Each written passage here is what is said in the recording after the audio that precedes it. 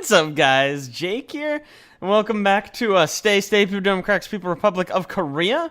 We're going back through, and we're going to be doing just the Jeong scenes this time. So let's go to Rungapapug. This is great. It's a real romantic spot. This area marked Rungna PPG here on this Long Island in the Taedong River. That seems like it has promise. Sure. The weather's supposed to be pretty nice today. That would be an excellent location. I won't be your guide for this trip, so please go make sure you have what you need. You'll want your phone and wallet, and make sure to have money with you. Also, something you don't mind getting wet would be advised. Meanwhile, I'll secure some paper bags. Paper bags? I mean, I can see needing money and wanting to take photos, but are we bringing like a sack lunch or something? No, this is a different sort of preparation. No need to worry. Yoonji, do you have any idea what the fuck she's talking about? I'd rather not talk about it. There's a reason she's taking you there and I'm not. Okay, could you at least give me an idea of what I'm getting myself into? Do all Western people worry as much about something so inconsequential as a paper bag? Yeah, I'm not worried, it just seems to be... Well, don't black bag me at least. No, that comes later, I'm sure. Anyway, I'm gonna go get ready. You sure you don't want to come? I could not, even if I wanted to. The highest of leaders might not have need of one of us, so I must... Oh. I said that wrong. The highest of leaders might have need of one of us, so I must stay behind. You have fun with Jeong. Maybe we'll go somewhere tomorrow. I wouldn't count on that. This is the Jeong playthrough. Anyways, I'd best not keep Jeong waiting. I better go. I'm already dressed and I've confirmed with the girls that what I'm wearing is appropriate for our destination. And then it only has a very slight chance of offending any sensitivities of the glorious leader. He's pretty uptight for a guy who loves American basketball. I don't know what that's supposed to mean. Jeong said something that I don't mind getting wet in. Did she mean a swimsuit? Hell, I didn't even think to pack a swimsuit. Why wouldn't you think to pack a swimsuit? It's a peninsula. There's water everywhere. I guess I can toss a pair of silkies in my bag. After gathering the obsolete piece of plastic called my new phone and my wallet, I head out to meet Jeong. We're going in the same car we arrived in yesterday with the same driver. Well, I guess it'd be weird if we changed drivers, wouldn't it? Thank you for joining me on this trip today. It won't take very long as we'll be heading into Pyongyang proper. You'll even be allowed to see outside the ride as long as we leave from here.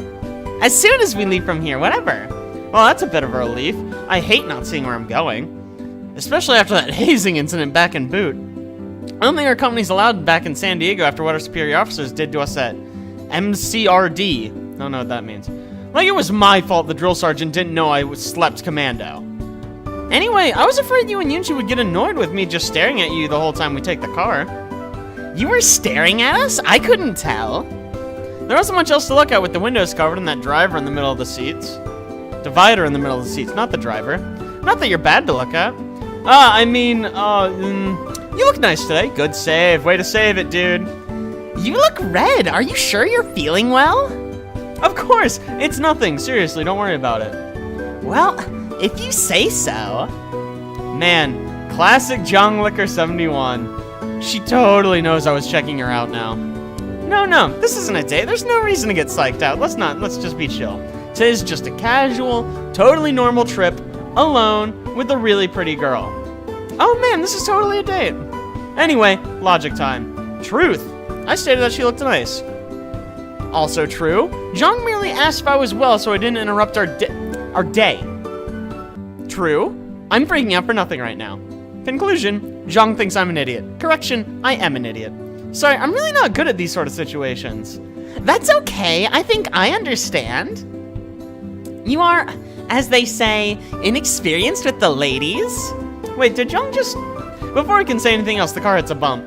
I wonder what's gonna happen. Ah! Jeong giggles a bit at this. Stop being so nervous. Your taste in musical attire aside, you're just fine. I really liked that t-shirt, you know. Just let it be. She pats my hand as she says this. It's both comforting and nerve-wracking. Is this really a date? I thought I was just here for sightseeing. And yet I feel like every moment I spend with these two I'm being sized up for something. This feels more than just simple sightseeing. Maybe I'm overthinking things. Yes. Perhaps Koreans are just this friendly and familiar. Thanks, Jeong. That makes me feel better. Oh, here we are, I guess. A few minutes later, the partition between us and the driver comes down. I'm able to actually see where we're going, and I instantly regret it. The road we're driving on is little more than some crushed rocks and gravel. Gravel is crushed rocks, basically. I've seen better paved roads in the backwoods of West Virginia. I guess that explains the rocky ride. Although I can't complain about the effect it's had on the, the view. I wonder what we're referring to. Unfortunately, it is also giving me a headache. Are you sure you're okay? You seem to have a pained expression. Just a mild headache, I've had worse. Private Henderson snoring in the bunk below me used to give me migraines. I understand. Sometimes Yoonji talks in her sleep. Really? That doesn't sound too horrible. It is when she's shouting drill orders at 2 a.m. Oh, classic Yoonji. Oh yeah, that would suck. Anyway, once we get there, we'll get you some water and maybe a nice walk will clear your head up. Yeah, that sounds good actually. Before long, we're crossing over a bridge to the islet in the middle of the river. I guess it's like an island, but small or something. This is Jeongju Bridge. Its name celebrates the Chosun Dynasty, the longest-lived dynasty in Korean history. Founded by General Yi Song-gi in 1392, the dynasty, also sometimes called the Yi Dynasty, lasted over 500 years into 1910. It ended then when the thieving Japanese, excuse me, annexed our country. Sadly, much of the political history was centered around Seoul and the enemy-occupied territory to the south. The bridge, unlike the back roads, is actually in good condition. Wow, the bridge appears to be in really good shape. I know, we just said that. It's paved well and everything. Such a funny thing to say, but yeah, the bridge is in good shape. It was given a major renovation that finished in 2004. Well, that's probably enough history and infrastructure for this part of the trip. Could you give me an idea of where we're going? Like, what does PPG mean anyways? You didn't know? You should have just asked. PPG stands for People's Pleasure Ground, and it's on the Runga Islet. Uh-oh. It's an amusement park along with a pool, water rides, mini golf, and a dolphin showcase. That actually sounds badass. Dude, awesome! I spent some summers on the Jersey Shore boardwalks. So I'm pretty good at mini golf, and dolphins are always fun to watch. I'm glad you're looking forward to this visit then. Did you want to go to the dolphin show first, or maybe mini golf? We can also go on some water rides and normal amusement rides too. There's also an arcade.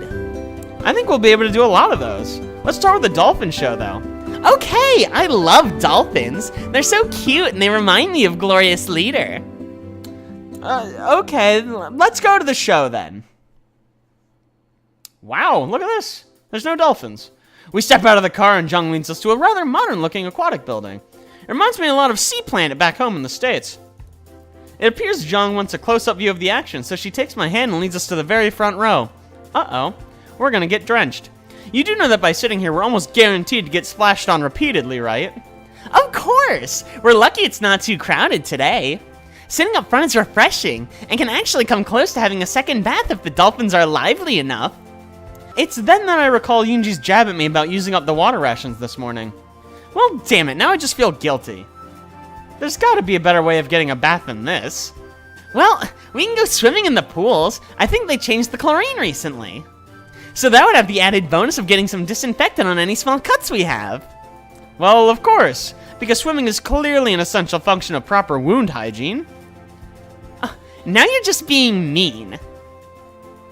Jeong frowns and turns her attention to the water awaiting the show. I think I may have teased just a little too hard there. Maybe I should try to smooth things over. If there's one thing that describes me, it's smooth. We're tickling her.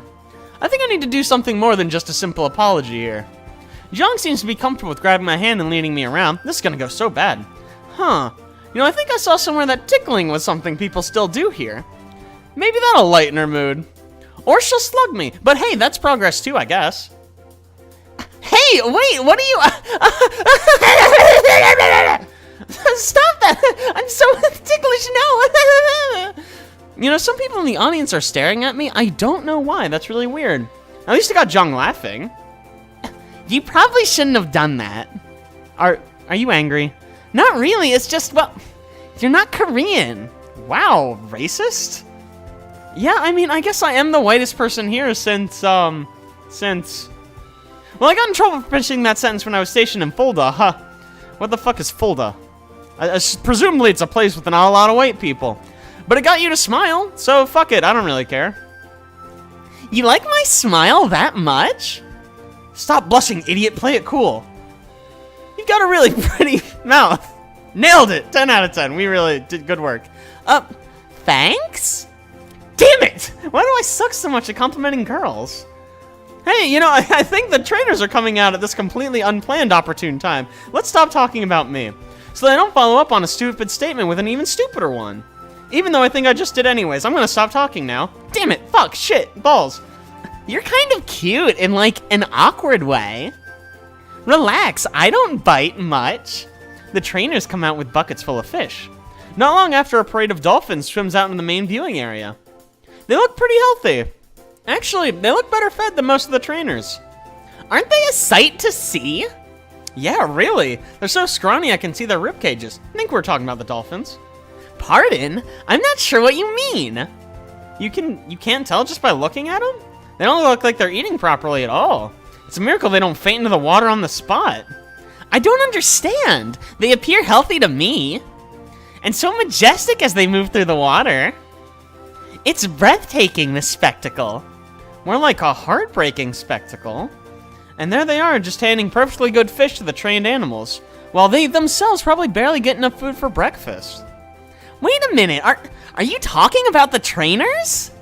Well, yeah, who'd you think I was talking about? Obviously the dolphins. I thought we were here to watch the dolphins, not people. And the trainers are certainly fine.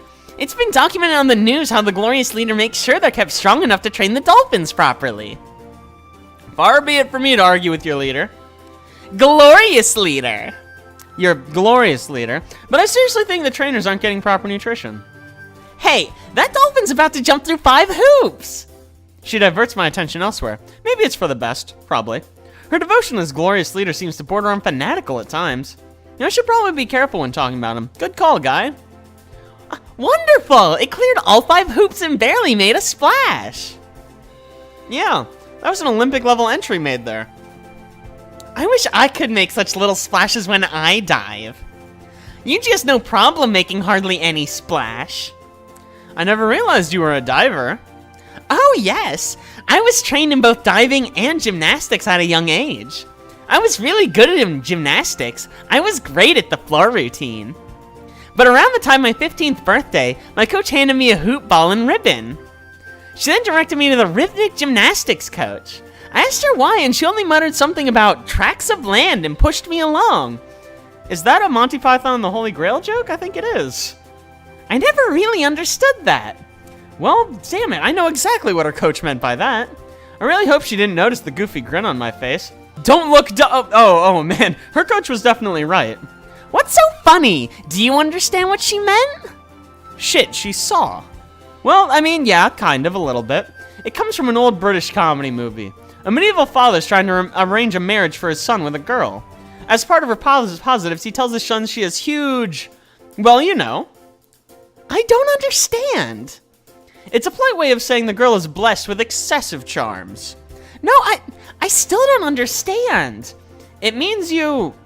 got bigger? Are you saying my coach sent me to rhythmic gymnastics because I got fat? That is exactly what I'm saying. No, not that. Thank goodness. You know, you don't look like Yoonji anymore? Jeong starts to laugh. That's a relief, I hope. She sent me to the rhythmic gymnastics because I filled out. Well, I mean, yeah. Haven't you ever noticed that China keeps getting in trouble for trying to enter their 12-year-olds?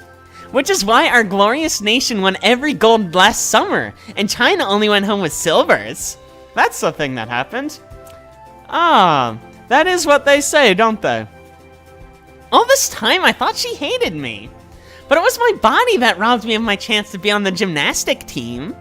And she was just trying to spare my feelings. Why was I cursed with these curves? Oh, you poor girl. I wouldn't call them a curse, per se. And why's that? In case you haven't noticed, pretty much every guy here has looked your way since we sat down. Really? Every man in the building? Even you? Even me. Wait, what did I just say? Hello? Hey, look, dolphins, basketball. Look over there, not at me. Where? That worked, surprisingly, as she turns her attention back to the pool. What a stupid fool I am. I've only spent roughly 24 hours with this girl, and I'm dragging my tongue. It wouldn't be so bad if I didn't sound like such a tool. I think the Slam Dunk Spectacular segment ends the show. Maybe we should go get something to drink and figure out what to do next. Just as I'm about to say something, a big splash of water comes up from the pool and completely drenches both me and Jeong. Whoa, big air from Kim Dolphin! That's the dumbest fucking joke I've ever heard, resulting in a huge splash on the front row. Hope you brought some towels.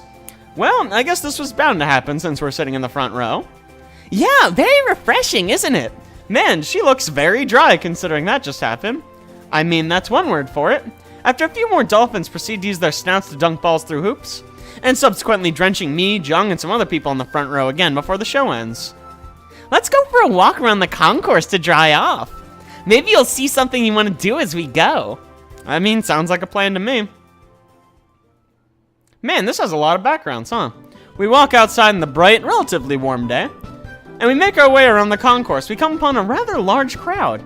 At first, I think it's for a show or ride, but we're actually near the main gate. Getting closer, I think I can make out what appears to be a limousine near the entrance. The people seem to be watching it with curiosity. Looks like a VIP arrived. Got a stretch near the gate. Let me see if I can get a closer look. After she bends, jumps, and contorts herself for a few minutes, she turns back to me. That's the personal vehicle of one of Glorious Leader's top trusted advisors. He must be here to have a fun day at the park as well. From what I can make out from the hushed tones of the crowd, I don't think he's just here for the roller coaster. This is third time here in just over a week. He must have promised to one of the girls. Testing out the milk to purchase a chosen cow, maybe? Likely. They don't call this the Party's Pleasure Underground for nothing. I guess a few of the girls have reached the age of leaving the Kimpanyejo. Hush. We have a Gaguga over there. I don't know what the fuck we're talking about. Wow, he's with a pretty Korean girl. Well, of course, you're in Korea. What? Maybe he scored favor with the party and got access, too. As soon as I figure out they're talking about me and Jeong, I look in their direction. Oh, yeah. That should have been obvious from that conversation. Before I can go to them, they see me and scurry off into the crowd. Hey, Jeong, what does Kipumjo mean? Her expression darkens at the mere mention of the word. Where did you hear such nonsense? Tell me now. Nonsense? I don't know. I just heard some people in the crowd say it just now. Something about girls leaving the Kipumjo and the guy in the limo visiting. If you see them again, point them out to me so I can have them dealt with properly, and definitely not just executed. Such filthy slander should not litter the air of a happy place such as this. I think I'm missing some vital intel. You mind sharpening my sword? Sir, that is inappropriate. Your army uses swords? No wonder we won. But wait, you couldn't have one here. It would have been confiscated. Sorry, it's just an expression meaning, please explain so I know what the fuck you're talking about. Understood! There's a filthy rumor that the Glorious Leader keeps a large battalion of beautiful girls for personal use. That he uses them for entertainment up to and including sexual favors. And that he also rewards high-ranking officials and guests with access to those girls. It's a filthy lie, though. How do you know it's a lie? I mean, no offense other than the clear offense you're gonna take to this, but most world leaders, they find themselves with pretty girls. I mean, just ask the Italian Prime Minister. That man, knee deep, I tells ya. Your false leaders are much less faithful than the Glorious Leader. He's been happily married for years now to a gorgeous woman who has birthed him 18 kids. That's too many. That literally cannot be right. As I recall, he hasn't been married that long. Taking into account the human gestation period of 9 months, there's no way the two have 18 kids together. Unless she gave birth to multiple sets of twins and triplets. It does seem unlikely, but I mean, that's what I've been told. The media has insisted that Glorious Leader is the most virile man in the world. There's intel I never needed to know. Anyway, I think I get it. You want to go on some rides or something? Play some Midway games? The Midway sounds good. I'm getting a little hungry, so we can visit a food cart there. Let's go then. Neat. We head over to the Midway area, and I'm a tad surprised. For all the anti-American rhetoric I've seen and heard, the Midway reminds me of the Southern Carnival. Cheap food carts and games that are likely rigged against you winning cheap prizes. Since Jeong said she was hungry, I start looking at the food carts. Anything you recommend we partake of from the vendors? They're all equally good. See if one of them strikes your fancy. Reading the signs, I get the feeling my options will leave a lot to be desired. Just about every vendor is a kimchi vendor. Some claim to season their offers differently or add a different ingredient, but in the end, it's all just kimchi and noodle vendors who also offer kimchi. Well, except for that one guy who appears to be selling mystery meat on a stick. I think we'll skip that one, because I'm pretty sure I see tails still attached to the so-called meat. I mean, it's still meat, even if it's rat. Dude, you Koreans really like your kimchi, don't you? It's easy to make, store, and it's delicious.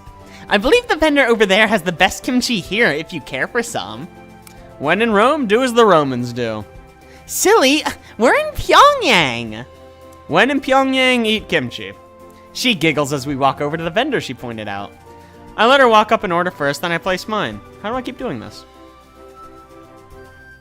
I let her walk up and order first, then I place my order. This way I can pay for both servings, maybe smooth some things over. When Jeong goes to protest, I just shrug my shoulders at her. Hand the vendor a $10 bill and get back a handful of coins. They're all euros, from different countries at that. Guess I should start a collection. I also have no idea if I got a good bargain or completely fleeced. Well, you got 2 meals for $10, that's pretty fucking good, I'd say. Can't be helped, I guess. We sit down and eat our meal. How is it? Honestly, I've had better kimchi in the States. It's fairly bland and lacks seasoning, a bit too watery as well. I mean, it's alright, I guess. Yoonji's was way better, though. I'd have to tell you liked our kimchi a lot. So much you thought it was better than a professional vendor's food. He's selling it from a cart. I wouldn't call him a professional. She might make it for you every day. I certainly hope not. I might never eat cabbage again if that's the case. You want to go on some rides or whatever? Yeah, let's do it. There have been some I've been waiting to go on. We finish eating and head towards the main attractions area. You can find most of the rides here at any theme park in America. First, we go on the Tilton Swirl, aka the Vomit Coaster. Whee! Oof. The Tilton Swirl does tend to smash people together. I mean, I'm not complaining, as per our previous conversation from the Dolphin Show is fresh in my mind. Only a couple minutes into it, the ride suddenly stops, just as the turn is abrupt and forcing me into Jeong. Our apologies, we lost power. Please be patient, it will be restored soon. Collective groans, whisper in tone, brokering, not again. Are you okay? Yeah, I mean, a bit perturbed that the power went out in the middle of the ride, but otherwise I'm fine. Who the fuck used the word perturbed in a sentence? Comfortable then? Yeah, I mean, I'm feeling pretty good. Are you okay? Well, you are kind of pushed up against me, and no offense, but you smell really bad. Your perfume smells nice. Wow, I was completely off base. Ah, sorry. I quickly shift off her in the seat, my face a little red. It's not like I minded. Jeong huffs. A few minutes later, the power then comes back on and the ride resumes as normal. That was fun. What's next? Bump-em carts. I wonder what that's like. On the bump-em carts, Jeong is really coming after me. My cart seems slower compared to hers. Just after she gives my cart a gruesome head-on collision, the ride stops. We offer our apologies. The power's gone out. Please bear with us. Does this happen often, Jeong? I mean, obviously. Just occasionally. And yet on the swirly swings. We're most sorry. The power's gone out. Please bear with us. On the super swing pods. Apologies. We temporarily lost power. Please bear with us. In the men's bathroom. Our sincerest apologies. The power went out. Please bear with us. You know, I'm not the brightest crayon in the box, as evidenced by that analogy, but I can sense a pattern when it's pounded into my head. Are you ready for the roller coaster? I have the paper bag ready. Is that why you insisted on bringing one, in case I puked on the ride? I mean, dude, I've jumped out of an airplane at 13,000 feet, with nothing but a parachute funded by a Congress that spent nearly $1 million on a soccer field for Gitmo detainees. I think I can handle a roller coaster. That's what Yoonji thought, but it didn't stop her from tossing her kimchi. Oops, I wasn't supposed to mention that. Is she sort of sabotaging my image of Yoonji here? I wonder. We head over to the roller coaster and get on together. The ride's going smoothly. It's not overly death-defying, but it's satisfying. We might even make it to the end without losing power. You just had to jinx it. So sorry, but the power's gone out. Please bear with us. Me and my stupid thought bubbles. You know, maybe we should do something else for a bit, Jeong. I'd like to do something that electricity can't interrupt. We're at about the hottest part of the day. We could go swimming. I mean, sure, why not? I didn't bring a swimsuit, but I did bring my silkies. I put our bag with the clothing in a locker on the way in. We can grab it and go get changed by the pool. Wow, look at this, a full water park. This looks nice. We grab the bag and head over to the pool. Surprisingly, it's not overly crowded. Jeong heads to the women's washroom as I head over to the head. Head over to the head. Wow, no wonder that sentence is so fucking hard to say. As I walk in, a couple men turn around, and once they see me, their faces look like they've seen a ghost. Have I been dead this whole time? I guess I really do stand out here. Good afternoon, gentlemen. Nice day for a swim, yeah? Yes. Yeah, you say so. I mean, I hope you don't mind, but I'm gonna change. Yeah, okay. As soon as I start taking off my clothes, the two guys run off. It's almost as if they were scared of me or something. I finish changing and head back to the pool. Jeong's already waiting. Oh, hello, Jeong. I don't know what to say. Do I have sunburn or something? Do I look okay? You look amazing. I was always told Americans were all fat slob with guts of beer. But you're chiseled almost as well as the Supreme Overlord was in his prime. Thanks, I think. It's been a while since I've worn my swimming costume. Does it look okay? Swimming costume, that's a weird way to say those words. She twirls a couple of times, and to say it looks okay would be giving far too much credit to the term. She fills her swimsuit out like a supermodel. I already feel my face getting red. You look.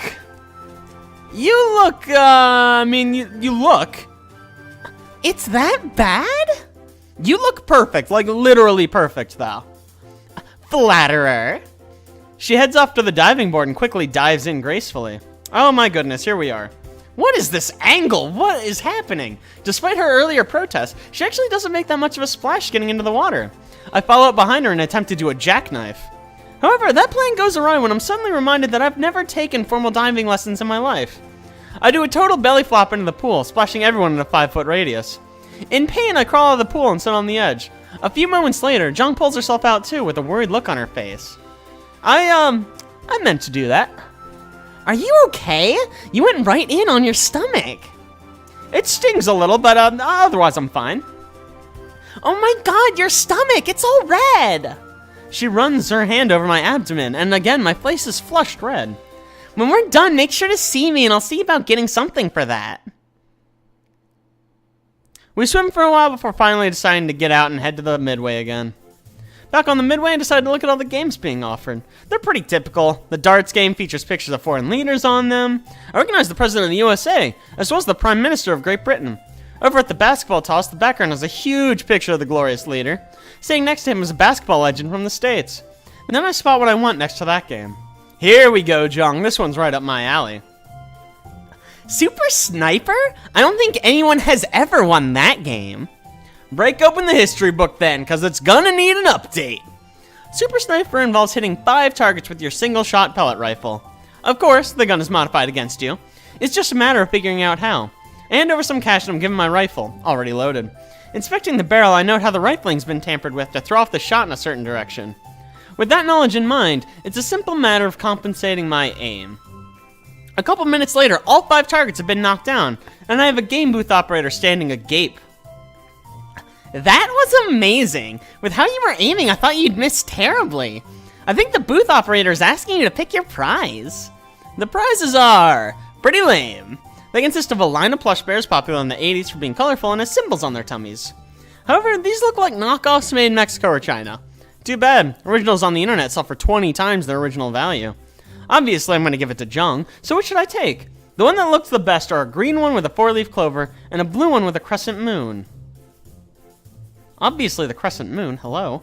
I'd like the blue bear with the moon, please. The booth operator, still looking like he's seen the most amazing thing ever, hands me the bear. I turn and immediately offer it to Jeong. She squeals in delight and hugs me, which is completely unexpected, but totally nice. So thoughtful! How did you know this would be the one I'd want most? I'm so smart. You just seem like the type who likes the night, I guess. My name means quiet or still, much like the night. Thank you so much! I will cherish this plush bear for the rest of my life. She looks around nervously, then gives me a peck on the cheek. Oh, Jeong, stop it. You are so cute when you're blushing. Come on, let's play more games. I guess we don't get to play more games, we just hear about it. We roam the midway, playing some games here and there. However, I only know how to get the upper hand in the shooting game. And for some reason, it closed as soon as we left, and I haven't seen the operator since. It's starting to get late, and Jeong looks tired. You ready to head back yet, Pookie Pumpkin? Almost. There's one more ride I'd like to go on, if it's the Tunnel of Love. She points in the direction of the Ferris wheel, close enough. The Ferris wheel? Yeah, sure, fuck it, why not? I like the view of the city from the top. Neat. Well, maybe we don't get to see that. We gather our things and go to the Ferris wheel. Well, it appears to be pretty high. The cabins are not very big. There's barely enough room for 2 people in the cabin we've gotten into. Sitting across from each other, the ride goes slowly up and around. If I was a betting man, I'd be placing a wager on the over-under for revolutions before the power goes out. So sorry, but the power's gone out. Please bear with us. 2 revolutions. If only Vegas had a spread for power outages on Korean amusement rides. It stopped almost at the apex as well. Jeong's looking out at the city. She has a sleepy look in her eyes. Hey, if you're tired, you can come rest on my shoulder. That's a weird invitation to give, but fine. I won't mind. Where would I sit? The seats are far too small. I mean, on my lap, I guess. I mean, only if you're okay with that. Well, okay, I guess I'll allow it. Well, I could use a little nap. Oh, my goodness, that's adorable. She makes her way over and sits comfortably on my lap, placing her head against my chest. No, she's not. Her head's clearly above my chest, but fine, you know, we'll play pretend. She's rather light for someone so blessed. I had a really nice time today. Thanks for coming out here with me. You know, I had a great time too. Go ahead and rest a little, though. She's already napping as I finish that sentence. About 10 minutes later, the ride finally starts up again and we're allowed off. I gently help Jeong to her feet and we make our way to the parking lot. The driver greets us and we get into the car to go back home. In the back seat, Jeong freely decides to continue her nap by resting her head on my shoulder. Not that I mind, of course. The partition is down between us and the driver. I'm pretty sure he's staring at me through the rearview window. So I do the smart thing and just let her rest, though I'm tempted to stroke her hair. Don't be a weirdo, don't do that. Before long, we're pulling back to the girls' dorm. Jeong, we're back at your place. Are you ready to go in? I'll bet Yunji's got dinner waiting for us and wants to hear how the day went. Well, okay. Let's go in. I help her out of the car and we make our way back into the house. I can't help but think this was a pretty good day as we walk in the front door. Well, alright. I guess it's time to go to Masude with Jeong. Let's do it. Let's make it happen. Well, I suppose a trip to Korea wouldn't be complete without checking Mansundae. Oh, dude, I couldn't have said it better myself. There's no N in that word. Yes! It's one of our most heavily visited tourist destinations. As such, only the top guides may take you. So, I guess that means I'll be spending the day with... Yunji will be accompanying you on this trip. I've been had. She is? I will? I did both those in Yunji's voice, but fuck it. No, I'm just pulling your arm, comrade. I'll be your guide. Leg. The expression's pulling your leg. Don't scare me like that. You know I'm on probation for escorting tourists at Mansude. Probation? Now that sounds like an interesting story. And it's one you're not gonna hear. I figured you wouldn't tell me. I guess I'll just have to coax that at Jeong instead. Good luck. She pinky swore to complete secrecy. If you buy me lunch on our date today, I'll tell you. Deal. You capitalist swine, Benedict Garfield. Nailed it. That is 100% a historical figure. And here we see how you ended up failing Diplomacy 101 this semester. You girls are still in school? My god. She's not doing well in her American generals either. You stay out of this. I don't see what the big deal is, Yoonji. You were completely justified in what you did. But they still made an example out of the whole situation. Punishing me over punishing the tourist, that hurt. Wow, that does sound serious. What in the world happened? I'll tell you on the way there. I was escorting a Russian tourist who used his phone to take a picture of the statues of our most revered leaders. I didn't realize it until the end of the tour when he showed me. I was bowing in respect to the photo.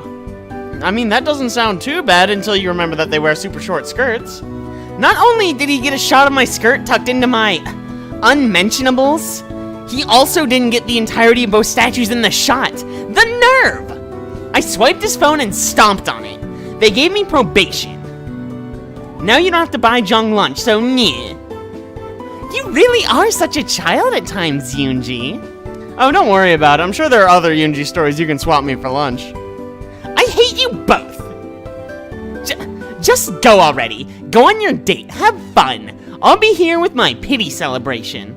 Oh, come on, Yoonji, don't be like that. When we get back, I'll help you with your English. If you're done with your pity party by then. My English is fine. I'm going to my room. Yoonji crosses her arms in anger as she tries to storm out. Dude, I'm sorry, Yoonji. I'll miss you today. I see you every day, so I probably won't.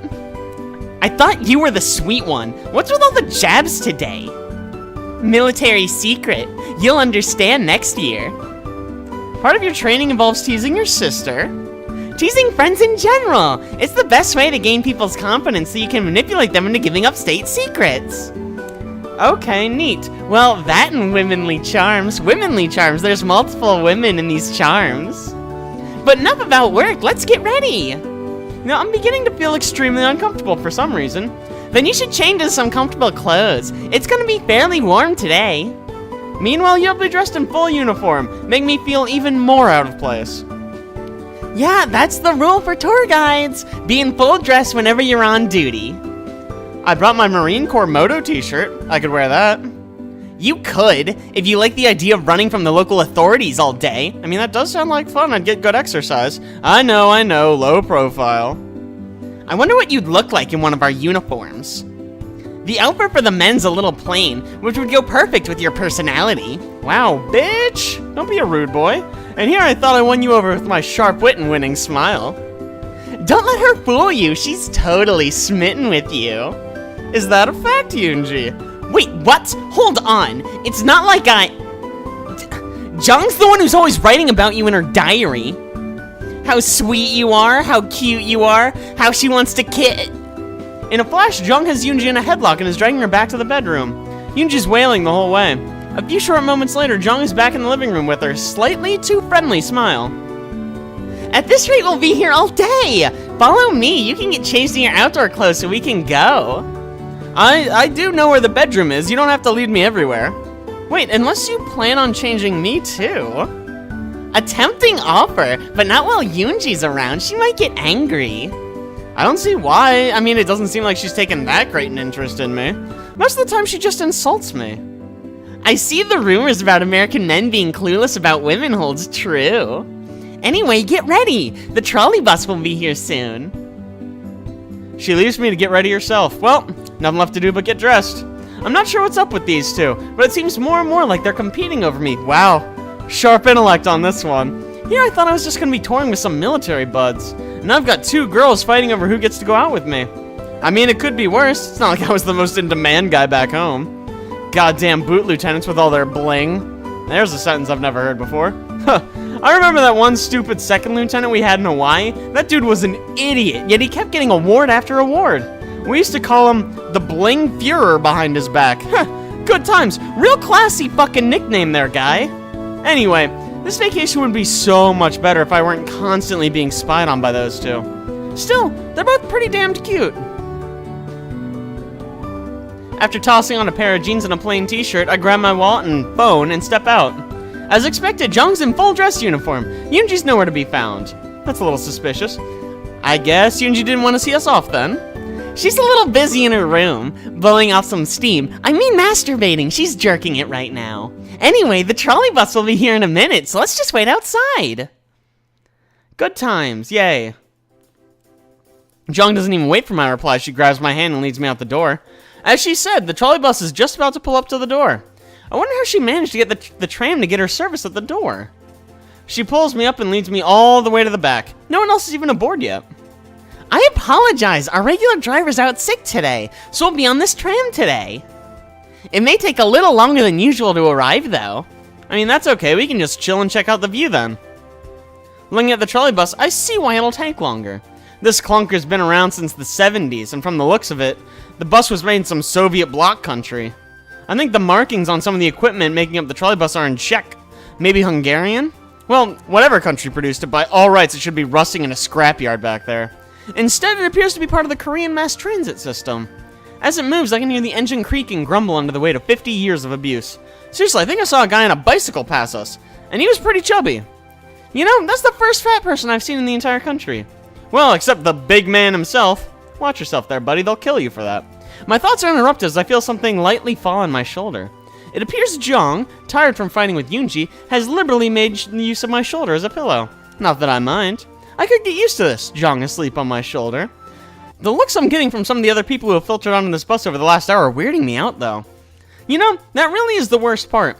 Every person here either looks terrified of me or like they want to kill me. Well, no different from regular life then, but Tish. Yoonji falls in the latter category. And Jeong? Well, I guess she doesn't fall into either, really. Oh, great. Sounds like the brakes are almost shot on this death trap, too. Add that to the list of things wrong with this country. What was that line? We live, we die again? Yeah, this sums it up. I'm pretty sure it's we live, we live again, but maybe I don't know what the fuck I'm talking about. The walls shake at the slightest bump. The seatbelts are ripped out. Well, it's a bus, so that makes sense. Most of the windows are sealed shut. And I'm pretty sure there's a spring from the seat making its way up my ass. That's hot, or something, I guess. We'd be safer and more comfortable in that car we've been taking everywhere. I will never bitch about the noise from our tanks ever again. Or being shot at while in one. At least it takes more than a gust of wind to take out our tanks. This death-defying ride has made another tour of Afghanistan sound downright cozy. The brakes must have startled Jeong as she's lifting her head slightly. Are we... Oh god, I don't know how to fake a yawn to save my life. Are we there yet? No, we're not dead yet, nor are we at our destination. Our ride through purgatory shall continue. She nods and puts her head back down. I rest my hand lightly on her shoulder. Thanks, that feels nice. I'd say it was worth it, except all the locals getting on the bus look really astonished. Seeing a foreign white dude with his arm around a sleeping member of the Korean military. However, they don't say anything, so maybe it was worth it. After another harrowing hour, which felt more like 20 hours, we finally arrive at our destination and get off the bus. Oh, an art gallery, great. This is the Saichung district, home of the Masude Art Studio. It is here where all our vital works of art are created, and it's one of the largest centers of art production in the world. I don't believe you, but sure. That sounds like the first fact I've heard since I got to this country. This place is huge and so many people everywhere. We'll just use our imagination because this place is fucking empty. With all the outdoor and indoor sections combined, this is easily the largest art studio I've ever seen. And believe me, I know my way around an art studio. I guess, you know, a member of the military probably goes to lots of art studios. It is impressive, isn't it? So many wonderful pieces of art have come from here. But let's not just stand here and talk about it, let me show you around. This is a piece of art, I guess? She grabs my hand and leads me to a large outside monument. Nope, this is just real life. By the looks of it, I'm starting to question if I'm in Korea or the former Soviet Union. So yeah, hammer and sickle. You know, those are definitely old school communism symbols. Where are you seeing a hammer and sickle? Am I blind? Hello? What year is this? But why the paintbrush? What the fuck are we looking at? It's a calligraphy brush. It symbolizes the intellectuals in union with the workers and farmers. And the red buildings flanking the monument. They're meant to resemble flags. The words atop say, ever victorious. But why the communist symbols? It's a communist country, what do you mean? Well, our country's moved from traditional Marxist communism into Juche. It's still a strong foundation of how our country came to be founded. Also, the circular foundation is 70 meters in diameter. To symbolize the 70 years of the party and down with imperialism union when the monument was completed. Down with imperialism? Yes! Remember, before the lineage of glorious leader finally wrested control of our country, we've been annexed into the traitorous Western Japanese Empire! That ended after Japan's crushing defeat at the United States' hands in the Second World War. So, in essence, this part of the monument is in celebration of No Nippon. That may be the worst pun I've ever heard! You've never met my drill sergeant. There are more monuments and other pieces to see, so let's just move on and stop making puns. However, some of them may not leave you with a good feeling, she says with a fucking smile on her face. After all, the history between our countries is strained, to put it lightly. I thought Korea and the United States were friendly with each other. Hello? What year is this? No, we're not. South Korea, yes. North Korea, fuck no. No. Not with true Korea, no. You're on good terms with the occupied part of the country. Up here, not so much. Some of the art may disturb you. Dude, I've seen children with explosives strapped to them used as IEDs. Well, that's a really dark fucking thing to say apropos of nothing. I think I can handle some anti-American artwork. First, that's horrible. Who would use an innocent child as a disposable weapon? Far better to train them with rifles and have them kill waves of foreign invaders, like in the Great War. Second, don't say I didn't warn you. Well, I mean, I'm glad to see there are people still shocked by kids being used as makeshift bombs. No, wait, no, that's not much better at all, is it? Kids don't make good riflemen anyways. The guns are too heavy. Better to have them operate crew-served weapons. They can carry it as a group, which helps build essential teamwork skills. Now we're thinking. That is an excellent point. I'll have to pass that idea on up. That was a you know what? Never mind, it's not worth arguing. Let's just go inside. Dude, I've been saying that this whole fucking game. Let's just get in there. Oh, he meant the building. Okay. Jeong nods and leads me by the hand in the main section of the art studio. All around us are different kinds of artwork. If by different kinds of artwork you mean, like, gazebos. Because that's pretty much all I'm seeing here. Paintings, drawings, and embroideries, even wood cuttings. Again, pretty much just paintings. Honestly, they aren't that bad. I'm surprised by the quality. The themes are mostly of nature and the ever-present workers' party. Though I notice a painter in one area working on something completely outside those boundaries. Before I can head over, Jeong tugs on my sleeve. I have to use the facilities. Could you wait for me here? Facilities? Are you gonna paint or something? She's gotta take a dump, dude. Don't be weird. No, I mean I have to make a stop at the restroom. Oh, you need to hit the head. Yeah, go for it. Sure thing. I'll be right here. Hit the head? You haven't done anything to warrant that punishment yet. Oh, just punish him. He deserves it, believe me. Sorry, military jargon for go to the bathroom. Interesting. I may have to teach that one to Yoonji. She might scare some more soldiers with that expression. Anyway, I'll try not to take too long. Take your time, dude. I ain't going nowhere. As she heads off, I walk over to the painter I had spotted a few minutes ago. He's painting a picture of what can only be described as war crimes being committed. However, it's a group of American soldiers torturing and killing Koreans. At the center is Marine Corps General James Mad Dog Mattis, using a baseball bat to bash in the head of a Korean woman. Which is some historical issues beyond the content itself, but either way. I try to stay quiet, but I accidentally sneeze. Really? Drawing the attention of the artist. His face goes white when he turns around and sees me.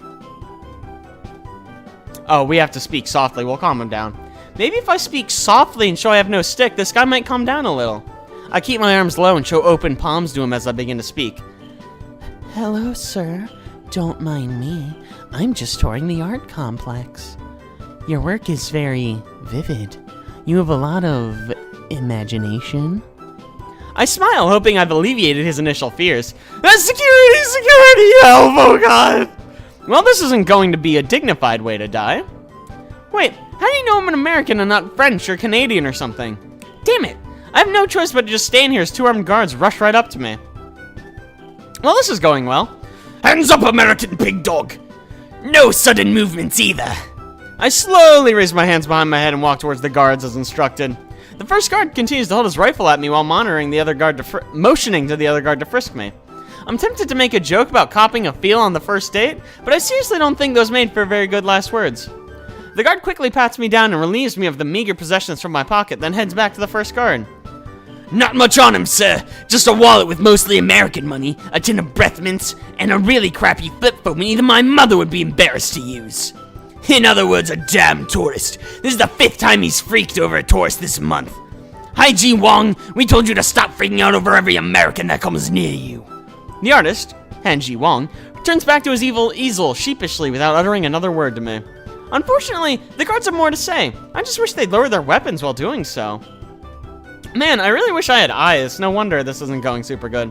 Okay, Yankee Doodle, where's your tour guide? You know the rules. No wandering off from the guides. Oh, I'm sorry, dude. My tour guide needs to use the bathroom. Had to hit the head, did she? He. Oh, so you guys use that phrase too? Oh, my guide's a she. No way they assigned a female guide to an American. No joking. Dude, you've got a loaded weapon aimed at my head. I'm all for jokes, but I usually prefer them to not end in my death as the punchline. I'm telling you the truth. My tour guide's a female, and her name is Jeong. Tell you what, we'll wait here for Jeong to show up. Takes another 10 minutes. Jesus Christ, girl, pinch it off. We got shit to do. But Jeong finally arrives on the scene. No, she doesn't. She's not here. It's like she didn't even notice the heavily armed men casually hanging out with me. I mean, she walks right up to me and grabs my hand like she's been doing the whole trip. Ah, all freshened up, ready to go? You may want to check with Hans and Franz over there so they don't pump me with lead as we walk away. Jeong finally notices the two guards, who appear to be in a bit of a shock that I was telling the truth. Or that Jeong is pretty damned cute. Maybe a little bit of both. Whatever. I apologize, gentlemen. I had to hit them on the head, as it would be improper to bring my guest with me. I had him wait here. He didn't cause any trouble, did he? Not really. He freaked out Han Ji-won, but that's nothing new or worth filling the paperwork over. Here's your stuff back, and seriously, you need to upgrade your phone. Dude, you're telling me. The two guards leave us and head back to their posts, leaving me with Jeong and a lack of a loaded gun pointed at me. Yay! I'm sorry about that. Some of the artists here are a little more paranoid than others. Well, I mean, yeah, if I was painting something depicting a Korean brutally killing Americans and you walked up behind me, I'd probably freak out too. Oh yeah! That piece will eventually be moved to a different museum. Let's go look at the other pieces instead. Great idea. These are the same paintings, you can't fool me. We head around the spacious art complex, gazing at various pieces, mostly in silence. Not exactly a comfortable silence after what just happened, but it's not unpleasant either. So just silence then. Eventually, the long conversation is broken by Jeong's soft voice. I'm sorry you had to see that painting. Dude, it's no big deal, Jeong. Everyone has their version of history. I suppose. However, it must be hard learning your country's committed unspeakable crimes against innocents. I can't deny we haven't been perfect, but I'm pretty sure the Mad Dog never bashed in anyone's head with a baseball bat. Well, I mean, at least not in Korea. I'm feeling a tad confused. I'm supposed to hate you. I've been told Americans are nothing but murderers and looters. I mean, guilty as charged there. Yet you seem different. Governments have a lot of power to sway the minds of their people into believing something. That's something you shouldn't say out loud in Korea. Or North Korea, anyways. I don't know about South Korea, don't quote me on that. It's not until you meet actual individuals that you realize we're all pretty much the same in the end. Even the British! That does make some sense. I mean, I've given tours to different Americans the past couple of years. None of them seemed the type to slaughter anyone. They all had their quirks, but overall they all seemed nice enough. Oh, don't worry about it too much. We're all just people in the end. It's getting kind of late in the afternoon, though. You ready to get lunch? Yes, I would like that. Great, let's eat food. Look, a fucking cafeteria. Wonderful. Since the trolley bus won't be back for a while, we end up eating in the complex's cafeteria. This might be the most meager meal I've had coming here. And the worst kimchi. Jeong and I sit in a corner away from the others, lest another guy panics at my lack of Koreanness. There's more art to see, and we should probably end the tour with the grand monuments outside before smacking the trolley bus. It's hit the bus, but anyway, isn't that where Yoonji had her international incident? Oh yes, at the statues of our beloved leaders who transcended to watch over us from the stars. That is a rather beautiful way of describing the death of someone. Death? Gods do not die. They transcend when it's time and leave their progeny in charge. Progeny, that's a really fucking hard word to say, apparently. You think the former leaders are gods?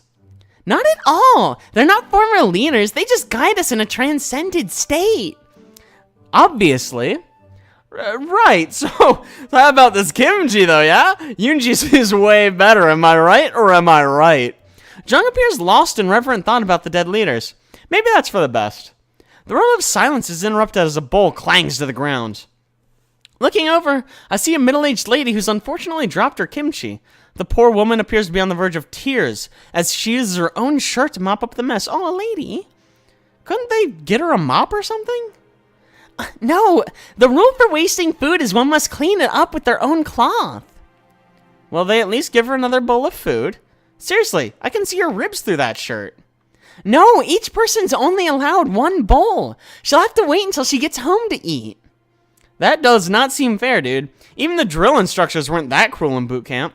It seems sad, but she was giving according to her needs. To give her more would be to deny someone else's needs. I probably have a really dumbfounded look on my face. It just seems unfathomable. It's not like the bowls of kimchi were that big anyway. They're just gonna let her starve? Can you wait just 1 second? I gotta do something. He goes up and he just punches her in the mouth. Need to split the head? That's hit the head, but no. I just need to do something. This will only take a second. Okay, but please don't leave the mess hall. Don't worry, I won't. I pick up my bowl of kimchi, of which I've only eaten a spoonful. With some reservation, considering how many people are staring at me already, I slowly walk over to the woman who spilled her food. I hope this doesn't get me killed, please. She's sitting alone and crying softly and waiting for the end of her scheduled break. She doesn't hear me approach, but I'm pretty sure I feel all the other eyes on me. When I finally get to her, I place my bowl in front of her. I try my best to speak formal Korean. You look hungry. Here, please, have this kimchi. She looks up at me with a confused expression, then looks down and sees the bowl in front of her. She doesn't move to get it. It's okay, dude, I'm not hungry, so enjoy. She still seems confused, but she slowly moves her hand to the bowl. I nod to reassure her that it's okay to eat it. When she finally has it in her hands and realizes I'm not going to steal it, knock it over, or slap her, she softly mumbles to me, "Thank you." I then head back to sit down with Jeong again. She has a baffled look on her face. Why did you do that? Now you'll have no lunch and won't be able to eat until we get home. You're absolutely right. Do you want to walk around the rest of the day on an empty stomach? You couldn't be more right if you tried. I'm telling you, you'll be hungry until we get home. Doesn't that bother you? Yet again, you are absolutely correct. Are you even listening? You just keep agreeing with me, even when I'm asking a question. Dad always told me to avoid an argument with a woman. Just keep telling her she's right. I mean, it seemed to work for him. That doesn't sound sexist at all, but fine. Well, I can't say he's wrong, but now is not the time. I'll be fine, dude. I need to lose weight anyways. Liar, I can see your abs on the cameras when you change. Excuse me, hang on, let's pump the brakes there. You have cameras? That's not the point. I'm gonna ignore that for now. Either way, she needs the food more than I do. This place is taking Starvus Artist to a dangerous new level. I guess I don't quite understand, but it seems like you did a very nice thing. I'd share my kimchi with you, but I ate it already. It's fine, whatever. Let's just go see those statues. Wow, are these the statues? Wonderful, they look great. She nods, stands up again, takes me by the hand to head back in the main art exhibit areas. She's really not shy about holding hands, not that I'm complaining, obviously. But I will complain about the odd looks I keep getting from the workers. I get the feeling they see me holding hands with Jeong, and they're somewhere between angry and confused. Kangry, I believe is the word. As we go back through the artist's work area, I see my old friend, the guy who freaked out when I watched him paint. And now the American soldier in the painting. Oh, what the hell? Bastard painted my face on him. I'll get him, that little piece of shit. Are you feeling okay? What, who, me? Yeah, no, I'm fine. Why do you ask? You spaced out for a second there. Sorry, just lost in thought. We have a little more time before the trolley bus comes to take us home. You want to just make out in the corner? Shall we go to the statues now? Sure, just do me a favor and don't go full Yoonji on me and bow while I'm trying to take a picture. Silly boy, only Yoonji does that. Always in a rush and she never checks. It was bound to happen someday. Too bad she destroyed the evidence. Yeah, that would have made an awesome CG shot. Oh, what now? Nothing, never mind, let's go. Definitely not breaking the fourth wall. What's that? Never heard of it. Wow, these are great. Fucking, this is what he decided to wear? You're making a statue. Put on something nice. Put on a tie, damn it. Jeong heads me back outside and we travel to a path to Masudae Hill, home of many large monuments to Korea and the Workers' Party. Mansudae. I'll learn it someday, maybe. Jeong takes us to the large statue of the first two leaders of Korea. She bows to them, then turns to talk to me. These are the statues of the two great leaders, the original leader and his son who followed him after his transcendence. They stand at 22 meters tall and are made of bronze. Original leader on the left was erected first while he was still leading us on the ground. He was covered in gold leaf in the original statue, but later was altered to bronze. Yeah, those are some really tall statues. I should get a picture to show everyone back home. I whip out my hopelessly outdated flip phone and try to work the camera as best I can. As soon as I take the shot, Jeong's peering over my shoulder at the result. No, I'm sorry, that won't do. You'll need to delete it and take it again. What? Why? It's a pretty good shot for the shoddy phone. And you weren't even in the photos, so there are no wardrobe malfunctions. I don't think you understand why Yoonji was so angry in her story. Because she's Yoonji and she's always angry. Well, I'm sure she was embarrassed at a little at her unmentionables in the film. She was more upset the Russian tourists hadn't gotten all of both statues in the shot. Wait, so because I don't have their legs all in the shot, I have to retake it? Yes! I cannot look the other way on this, so please delete it and try again. Fine, whatever, here goes nothing. I delete the photo and try to frame both of them on the tiny screen. No good, I have to keep moving back, but the further back I go, the smaller the picture. After about 5 bad takes, I finally get a shot that fits in the frame. Very good, this photo is acceptable. Sure, I mean, too bad I can't tell that they're statues anymore. It's almost time for the trolley bus to get here. Let's head over to the stop. Sounds good to me. She takes me by the hand and leads me back. Once at the stop, it's only a short 5-minute wait for the trolley bus. It's the same one from this morning, much to my chagrin. It appears our seat from this morning's already taken, thankfully. Maybe I can get a seat that doesn't offer a free spring colonoscopy at this time. We sit down on the trolley of death begins heading home. I hope you had a good time today. Mansune isn't always an easy tour for Americans. I mean, it was fine. The art was nice. And I appreciate those two guards not having an itchy trigger finger. Yeah, I love not dying. If you like, I can get you into contact with the Italian company that Mansune works through to sell the art pieces. You know, I couldn't have just paid one of the artists there. No, their work, and thus the profits, go to the state. That explains so much. Jeong nods at this, and again, within 10 minutes, she's asleep on my shoulder. I'm too worried to sleep as I sit here trying to figure out the best possible escape route, in case we hit a pothole and those trolley bus flips over. I may have learned more than I ever wanted to about Korea through art today, and it makes me a little bit uncomfortable. What have I gotten myself into? You went to North Korea, that's what you got yourself into. Once we get to the stop, I gently nudge Jeong awake. Thanks for today, Jeong. I like touring with you. I enjoyed it as well. Shall we go inside and tell Yoonji about it? I guess we have no choice. Let's go in. And we're in the car on our way to Kaesong. A won for your thoughts? I don't think that's much of an exchange rate, as I believe the won is worth less than a penny. I haven't checked the rate lately, but I thought it was an English expression. I mean, close enough, I suppose. I wasn't really thinking of anything in particular. May I ask you something? You will ask me no... What? Why is he being so weird? Ask me no questions, I'll tell you no lies. Okay, fine. Yeah, let's say that. You best not lie to me. I'll have you know I ranked top of my class at information extraction. Please don't torture me. Calm down, Guantanamo girl. It's just an expression. Is it? I don't think anyone's ever said that in this context, because that's a fucking weird thing to say. I certainly hope so. I do not do well with liars. Your question? Why did you agree to come to Korea?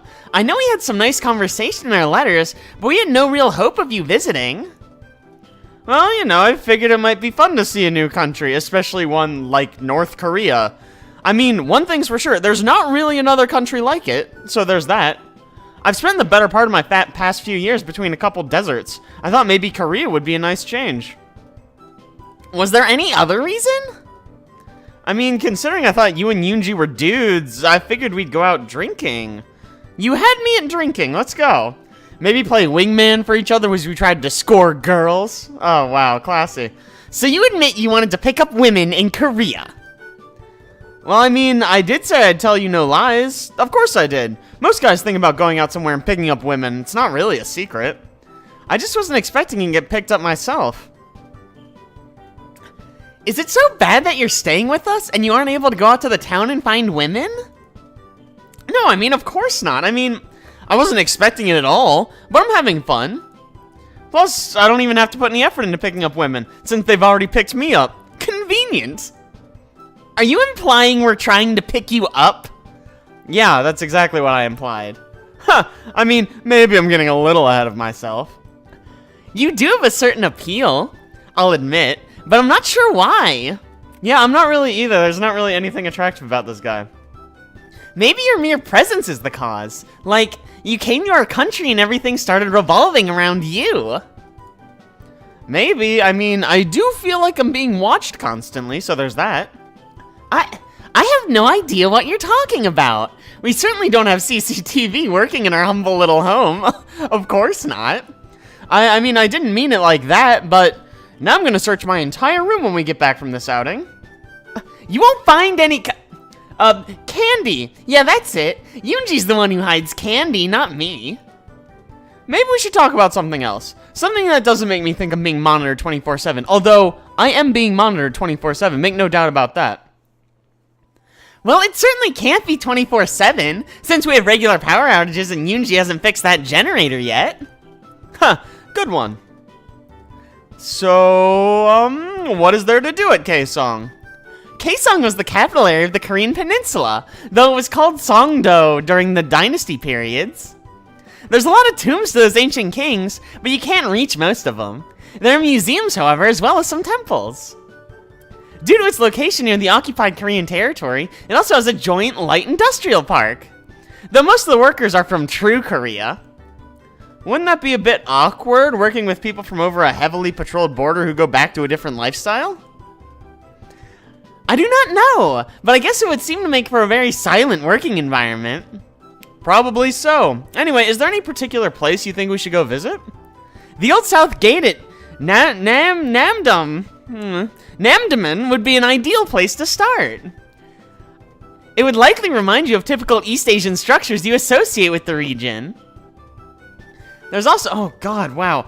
There's also Songyungwan, which houses the Koryo Museum, named for the dynasty it represents. Shoyoungwang? That's a mouthful. Yeah, no fucking kidding, dude. Close enough, though the most interesting thing is likely to be a tour of the city itself. Most of the historic district isn't exactly in, how would you put it, upper tip shape? Close enough, I get it. Close, that's tip-top shape, but a lot of it's run down then, huh? Yeah, with the current needs of the country being focused on more explosive concerns. Preserving older buildings has fallen down the list of priorities. Nevertheless, the trip there will take some time. How should we amuse ourselves? Well, I mean, I guess we could play some sort of travel game, like I Spy or something. Wow, really creative. Yeah, let's play I Spy. Are you admitting to being a spy? I should have you taken to the military police at once. What? No, what? No, I'm not a spy. The game is called I Spy.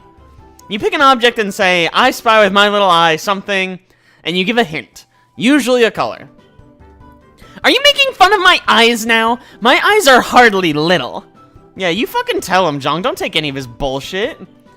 I can see how you and Yoonji are related. Look, it's just an expression in the game is all. There's nothing malicious about it.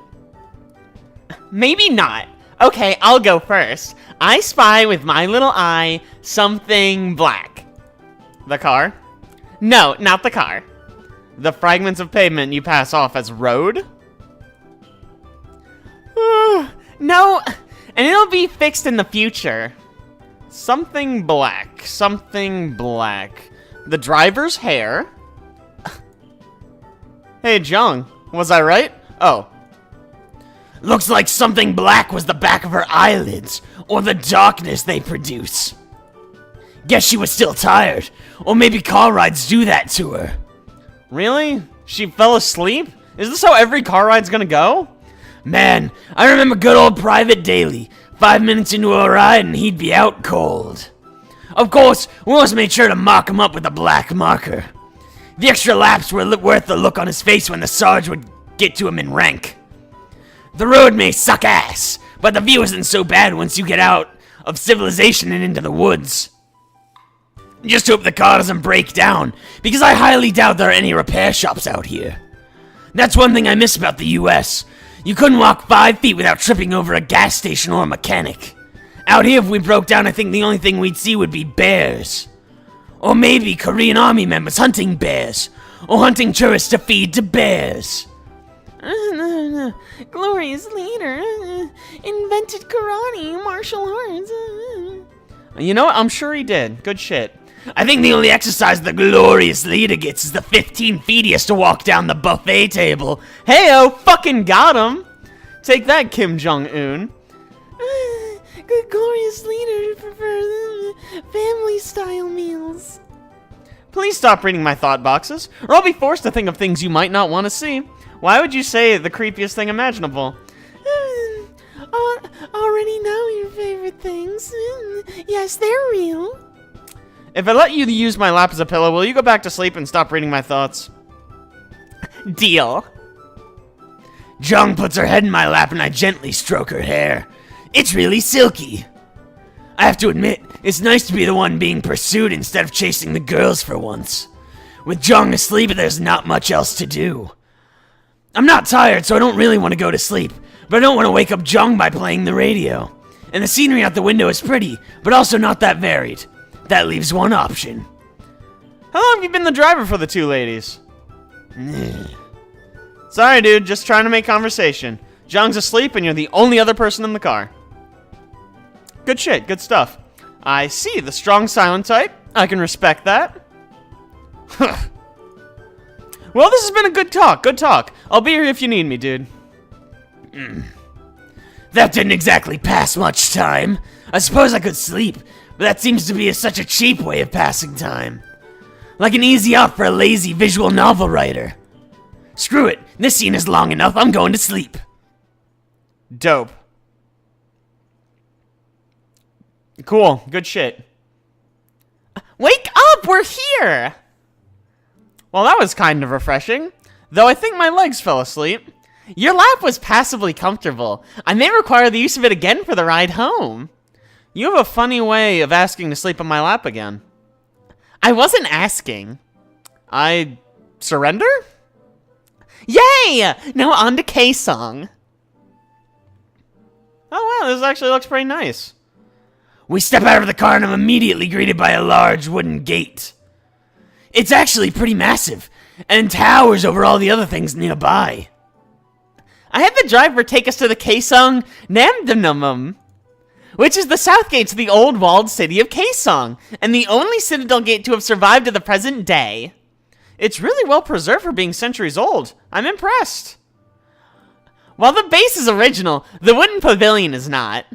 The original was destroyed by a certain capitalist country in 1950 during one of its illegal bombing missions. Well, let's not name names, I suppose. The construction you see before you is a replication finished in 1954. I now feel both awed and guilty, since I'm pretty certain you all but said the United States destroyed it. Do you know of any other certain capitalist countries? Sure, I mean England, Japan, France, Germany, Canada. Wait, no. Canada's basically the snow socialist. Anyway, tell me more about the gate. The gatehouse is the Yongbok Bell, which was brought over after it was reclaimed from the ashes of the Yongbok Temple in the fire of 1563. It used to chime out the hours into the 20th century. Well, I mean, that's pretty cool. Does anybody ring it now? Like, maybe you make a wish and ring it to have it come true? That's the dumbest thing I've ever heard. Where do you come up with silly ideas like that? I think I read about it in a visual novel somewhere. A really familiar visual novel. Anyway, I thought you might enjoy seeing that first. What would you like to see next? I mean, any suggestions? I'm a tourist. I don't know shit about shit, dude. Well, there's the Ashram Buddhist Temple, as well as the Koryo Museum. Would either of those be okay for you? Oh god, I have to make a choice. What do? Let's go to the museum. Yeah, I love museums. Well, I did tell Yoonji I like museums, so let's head to the Koryo Museum. I'll take you there, though I should let you know ahead of time that we haven't had much of a chance to renovate the museum. It's in pretty rough shape. If it makes you feel better, I can say it adds to the rustic charm. You don't need to go that far. Just make sure to keep comments about the condition of the place to a minimum. I usually find it smart to take a woman's advice when she tells me to shut up. Except when it's Yoonji. Especially when it's Yoonji. The way you two bicker like an old married couple is already cute. You make a great pair. Are you trying to hook me up with your sister? Well, I mean, maybe just a little. What about you then? You seem pretty happy to be with me. You don't think, maybe we'd make a good pair? I can't deny that we get along really well together, but maybe Yoonji suits you better? Wow, okay. That was the softest rejection I've ever had. I can't really say. I feel like I've gotten along well with both of you so far, except for all the fighting with Yoonji, I guess. That is true. Yes, well, anyway, let's head to the Koryo... That is true. Yes, well, anyway, let's head to the Koryo Museum now. Neat. After the typical whirlwind walk with Jeong guiding me hand in hand, we arrive at an area with several dilapidated wooden, pagoda-like buildings. This really doesn't look like a museum, more like an abandoned ancient building collection. Worse and worse. I'm sorry, I didn't quite make out what you said, Jeong? I apologize. I was talking to myself about the state of this place. I hope the rumors that restoration work had been done were true, but clearly they were just rumors. I guess you're right. If these are renovated buildings, I'd hate to see these workers build new ones.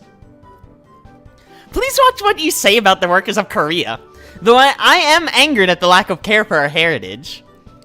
The Songyuan was the highest level facility for Confucian study during the Koryo and Chosun dynasties. These buildings are the renovated ones from the early 1600s, after a fire destroyed the originals.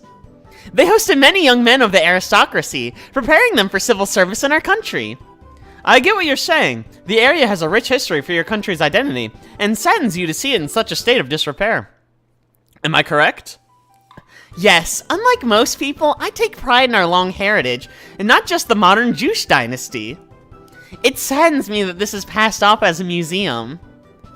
We can't even keep many displays, because the buildings are ill-suited for preserving artifacts. I mean, on the plus side, the gardens seem well maintained, and there isn't any of the typical modern propaganda hanging around. I am unsure of what you mean by propaganda. I mean, let's just say that back in the United States, we get pretty damn sick of seeing political signs and slogans all over the place. Oh, you mean the posters of Glorious Leader and the Workers' Party? No, I don't tire of seeing them. Though they would be quite out of place in this location, admittedly. Oh my god, why? I can't focus. I'm dying. I've also got a bunch of shit in my throat.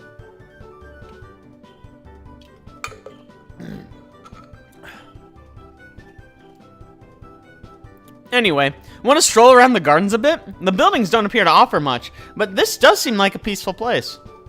Certainly! As we stroll, a light breeze picks up. It feels refreshing, and also whips up a few petals. Looking in the direction of the wind, many shrubs are in bloom. Jeong smiles as she walks over. This is one of my favorite parts of this stop.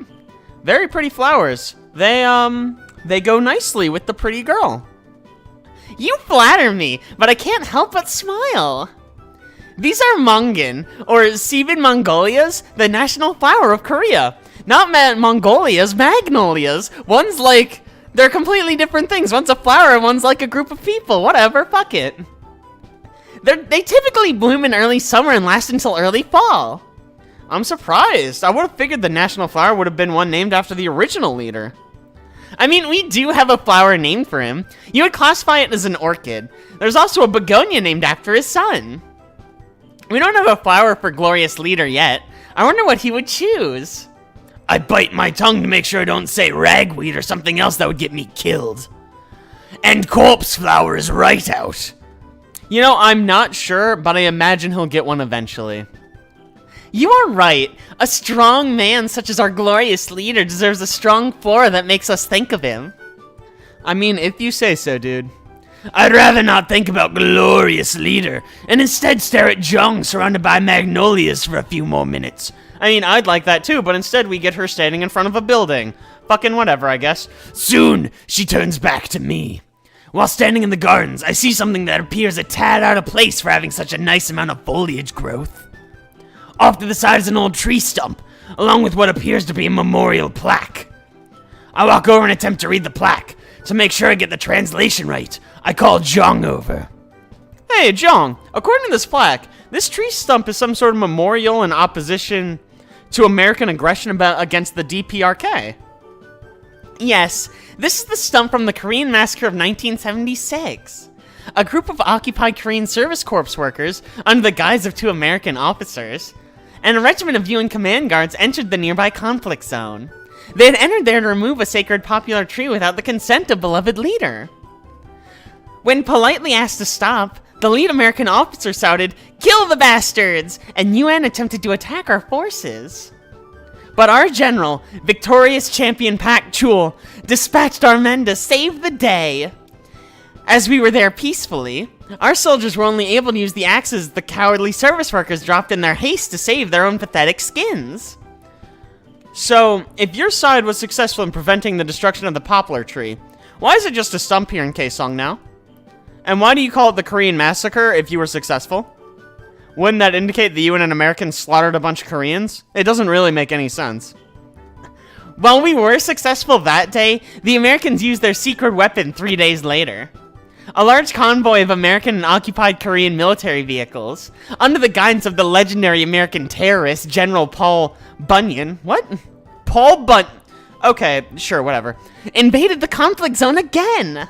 General Bunyan was able to marshal all the American Pacific forces, as well as bring in outside help from the evil Nippon, and completed the massacre of the poplar tree, leaving only the stump.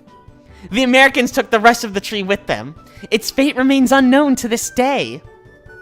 You know, that raises a lot more questions than it answers. How so? I didn't realize you had taken up an interest in Korean military victories. Victory. Right, we can use that term. Anyway, I remember Gunny had mentioned meeting a prestigious general years ago, who held a certain swagger stick that had been handed down a couple times. Swagger stick? What is that? Some sort of specialized weapon? I mean, not really, unless a general goes for the Pat Midnight Special option in it. I don't know what that means at all, but sure. It's basically an accessory that looks cool, and usually has some sort of background to it. Then this swagging stick has some sort of meaning? Yeah, Gunny had met with General James Mattis at some Pentagon function years back. They got to drinking a bit, and after a while, the Mad Dog took Gunny and some other guys to see his collection of military memorabilia. Mad Dog? Term of endearment for the best damn American currently alive on the planet. Anyway, he showed Gunny a swagger stick made of wood, and said he got it from the guy who got it from General Lewis Mentry, who got it from the original owner, General William Livesey. So they all had a turn with General Livesey's wood? Exactly, could not have said it better myself. Phrasing, but I mean basically he said the stick was made in memorial of two officers, who were ruthlessly slaughtered by the Koreans in 1976 over the trimming of a tree. That's not how it happened. Maybe, maybe not. I'm sure all countries involved had their own side of the story. Anyway, it's probably safe to assume that stick resting in a glass case is the remains of your poplar tree.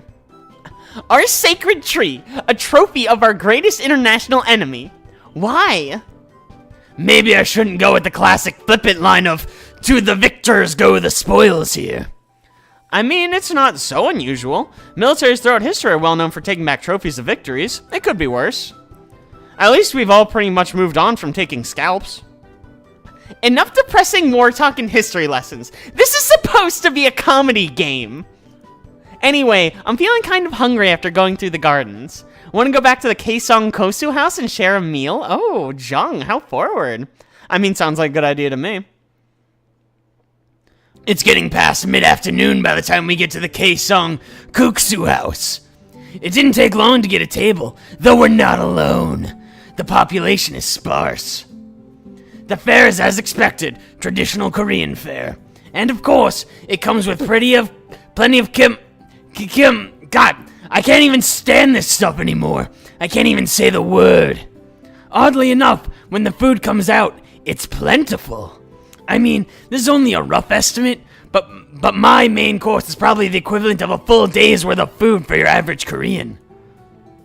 I wonder why they're so intent on impressing me, but not feeding their own people. So how does your meal taste so far? It's amazing, dude. It's really delicious, and there's so much of it, especially the kimchi.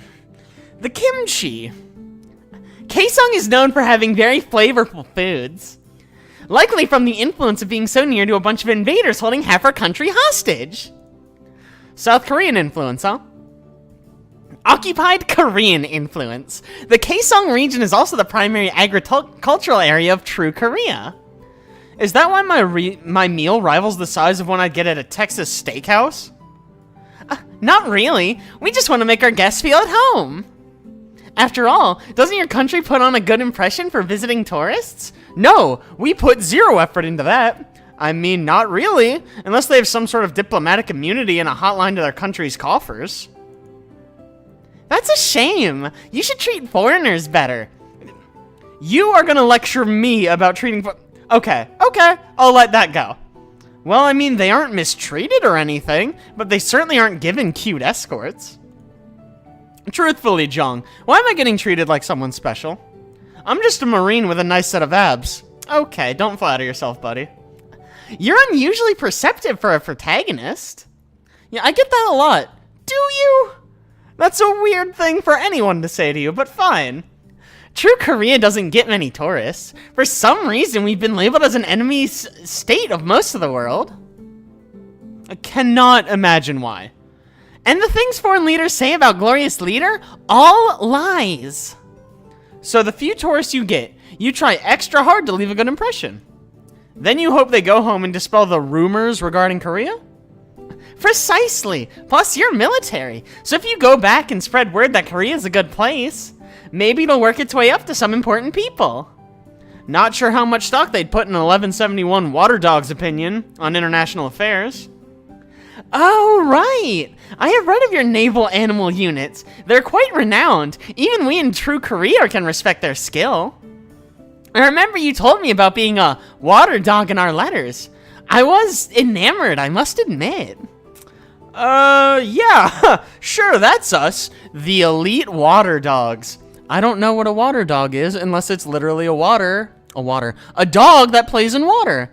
Which might explain a few things, actually. Well, I guess there's one advantage to not having internet access in a country. Either way, I don't think my opinion carries much weight. That's a shame. Still, maybe your comrades will want to come after hearing how nice it is in Korea. Will they get cute girl escorts? Sadly, no. You were a special case. The tourist agency overbooked, so we had to take you on as an individual. It's not normal for you to stay with us and get such attention. Guess I got lucky for once in my life. My squad mates are gonna be so jealous. I'll take that as a compliment. You should, because it was a fucking compliment, dude. I smile at her and she blushes in return. And what about Yoonji? Wouldn't they be jealous if you told them about her too? Did I say I wasn't gonna mention Yoonji? I was gonna mention the whole situation. Also, why are you trying so hard to get me to fuck Yoonji? Like, this isn't much of a competition. If you want me to hook up with Yoonji, and Yoonji wants me to hook up with Yoonji, maybe I'll just fucking hook up with Yoonji. I mean, of course they would. I mean, if you've seen Marines on deployment, they'd ask, anyone as friendly as Yoonji for a drink. She's that beautiful? I'll just say that Yoonji could have her pick of the entire deployment for Operation Iraqi Freedom. Oh, God. Oh, I fucked that up. Oh, my God, I'm dying. What was that? It sounded like someone gasped. Oh, nothing. That was a sneeze. Yes. Achoo! Jeong is clearly lying. What's more, she's fidgeting under the table. Jeong, we're in public. Don't do that. That's gross. I mean, of course, once Yoonji opens her mouth, many guys would run off. It's occurring to me that that probably was Yoonji spying on us. That's horrifying. I hate you so much. I thought so. Jeong, are you letting Yoonji eavesdrop on our conversation via your cell phone? I am, as you would say, dusted. Dusted. I have no idea what slang she's even going for. Like, honestly, I am bewildered. That's busted. Well, she was kind of close-ish. Not at all, but fine. You Americans have so many odd sayings. Stop deflecting. You still with us, Yoonj? Anyway, you're both great, okay? You'd both be very popular in the US. Our character artists assured us. Man, what's the fourth wall? Like, I've never even heard of that. It's like a foreign concept to this fucking game. See you when we get home, Yoonji. Bye, sister. Bye, jerk. That seems uncalled for. I was being nice, kind of. Don't mind her. It's how she shows her affection. Hurting the ones she loves most. Wow, what a sweet girl. After this, Jeong hangs up and puts her phone away and we continue our meal. I can't tell, but I think Jeong seems happy, but conflicted. I don't think she wants to talk about it, though. Once we get through dessert, I pay and we head out. The car is waiting for us. Cool, back to the car. It's getting late and the drive is pretty long. We should head back. Agreed. Yoonji might worry about you if we stay too late. Don't sell yourself short. She's more worried about you. Is that so? Yes, she's really taken a liking to you, I think. She's just bad at showing her feelings. Unless those feelings are hate and disgust. She's really good at those. And how do you feel about that? Feel like there should have been a question mark, but I guess I'm just assuming Jake here just couldn't care less. He's like, fucking whatever. Just going through the motion of this fucking conversation. I'd hope you'd be interested in her too. You seem like a nice guy and suited to her. Sounds like someone else isn't honest with herself either. You'll gather no more intel from me right now. Prepare your lap. I require its use for a nap. Fuck it. Go ahead. Jeong lays her head in my lap for the ride home. It's very relaxing. Coupled with the long ride, I think I might nap as well. I'll probably need the extra sleep to deal with Miss Sundare Sunshine when we get back anyways. That is a fantastic nickname, Sundare Sunshine. I love it. I can't say I dislike this, having two girls who seem genuinely interested in me. But they live in North Korea. I can't move here. I'll be branded a traitor. Although if you move here, who the fuck cares what they think back home, dude? And I doubt either of them would be allowed to leave. Maybe. I'm not sure. It's nothing to worry about now, though. Time for rest. Alright, here we are back in our room, back from the onsen. We're just hanging out. Probably no one will interrupt us, right? Uh-oh. Shit, who could be at the door? I guess there was a third option after all. Wait for one of the girls to come see me. I'm decent, come in. Oh, it's Jeong! Who could have guessed this? Good evening, JongLicker71. I thought I'd check and see how you were doing. I mean, I'm pretty good. The legs are still a bit stiff from the ride back, but otherwise I can't really complain. Well, I mean, maybe I could, but no one really wants to hear it, yeah? Your humor makes me smile, JongLicker71. Actually, a lot of you makes me smile. Oh, Jeong, stop it. Well, this conversation's about to get a lot more interesting. What do you mean, Jeong? The truth is, I haven't been very honest with you or myself these past few days. I'd hoped to get you and Yoonji to really like each other, so maybe she'd finally find a guy to be with. She's never really been good with boys, I find that very hard to believe. and I sort of felt it was my duty to make sure she wouldn't be lonely. And then tonight it came to me, I wasn't being honest with myself. You've been put through quite a bit since you've arrived here in Korea, haven't you? I mean, I wouldn't put it like that. It's been an interesting cultural challenge. I also wouldn't put it like that, but for the most part I've enjoyed it. And your upbeat attitude! You try to find the good in everything. I like that about you. Well, you know, a guy once told me, always look on the bright side of life, right? Whoa! What happened? Jeong has moved right next to me as has placed her head on my shoulder. Her breath is warm. She's warm. Maybe she has a fever. We should take her to a doctor. And it's getting me warm. Oh no, I'm catching her fever. That's a lot of global warming for one bedroom. The truth is, in trying to set you and Yoonji up, I've fallen in love with you, JongLicker71. Oh, Jeong, stop it. You're the most gentle, positive, and wonderful man I've ever met this side of my father. Okay. Cool, yeah, let's bring your dad into this. That's not weird at all. And I love you. Oh, Jeong, stop it. I mean, honestly, I gotta admit, I have strong feelings for you as well. Guess we're not gonna use the L word here. I've enjoyed being around you. That was oddly diplomatic. I really want to be around you a lot more, and I've been racking my brain trying to figure out how. We can discuss the spending of more time together in the future later. I think I have a way we can spend some time together right now that we'll both enjoy. Oh, charades! I fucking love charades. Oh, hello. Is she... I wonder what she's acting as. Jeong just script down to her unmentionables, which I'm now mentioning, so that calls into question that little moniker. Yeah, it's not very well named, is it? I think even a lieutenant could figure out where this is going. Charades, yes, charades. We already puzzled this one out. You don't want to? Oh, on the contrary, this is the best thing since I picked up Lance Corporal for the third time. I don't know what that means, but I'm sure it was very exciting for me. One day you'll explain these references to me. However, today is not that day.